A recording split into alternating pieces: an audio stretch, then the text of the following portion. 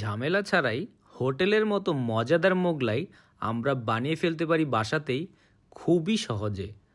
এই রেসিপিটি শিখলে মোগলাই আর হোটেলে গিয়ে খাবেন না। তো চলুন আপনাদেরকে রেসিপিটি দেখিয়ে দিচ্ছি।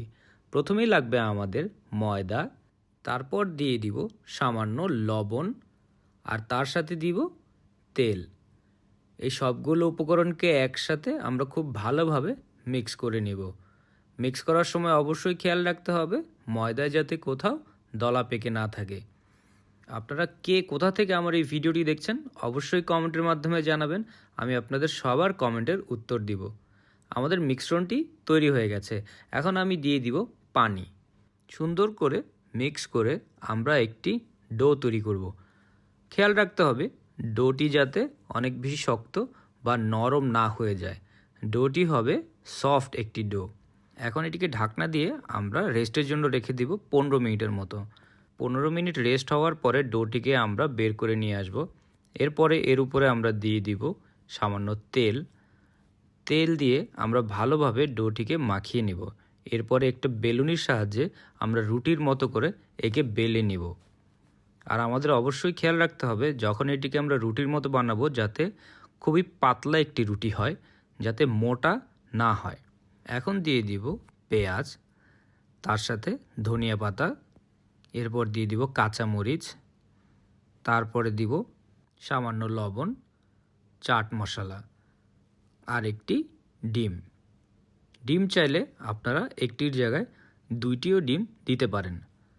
এরপরে আমরা সবগুলো উপকরণকে একসাথে মাখিয়ে ভালোভাবে রুটির ভিতরে লাগিয়ে দিব। লাগানো হয়ে গেলে আমরা এই রুটিটিকে ভাঁজ করে ফেলব। ভাঁজ করার সময় অবশ্যই খেয়াল রাখতে হবে ভিতরে ডিমের মিশ্রণ যাতে কোনোভাবে বের না হয়ে আসে। এখন একে নিয়ে আমরা মিডিয়াম গরম তেলের মাঝে ছেড়ে দিব। ডুবন্ত তেল হলে বেশি ভালো হয়। আমরা কিছুক্ষণ এক পাশ ভাজব। তো আস্তে আস্তে করে ভাজতে হবে, কারণ ভিতরে ডিমের অংশটা যাতে কাঁচা না থেকে যায়। তো এক পাশ যখন ভাজা হয়ে যাবে তখন একে আমরা উল্টে দিব। উল্টে আমরা অন্য পাশ ভাজা শুরু করব। তো আমরা ততক্ষণ পর্যন্তই ভাজবো যতক্ষণ পর্যন্ত এর গায়ের রং ব্রাউন কালার না হয়ে যায়। দেখতেই পাচ্ছেন এর গায়ের রং ব্রাউন কালার হয়ে গেছে।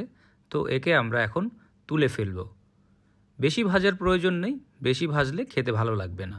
দেখতেই পাচ্ছেন ঘরে মোগলাই বানানো কত সহজ। আমরা এই গরম মোগলাইটিকে নিয়ে একটি কাঠের বোর্ডে রাখব।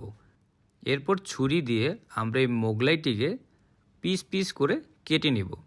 পিস পিস করে কাটা না হলে মোগলাই দেখতে মোগলাইয়ের মতো লাগবে না। তো আমরা পিস পিস করে কাটা হয়ে গেলে দেখতেই পাচ্ছেন একে একদম দেখতে হোটেলের মোগলাইয়ের মতো লাগবে। তো এরকম মজার মজার রেসিপি পেতে টোস্টেড বাংলা পেজকে ফলো করবেন। আর রেসিপিটি আপনাদের কেমন লাগলো কমেন্টের মাধ্যমে জানাবেন। এমন মজার আর সুস্বাদু রেসিপি ঘরে তৈরি করে খাবেন। সবাই ভালো থাকবেন, সুস্থ থাকবেন।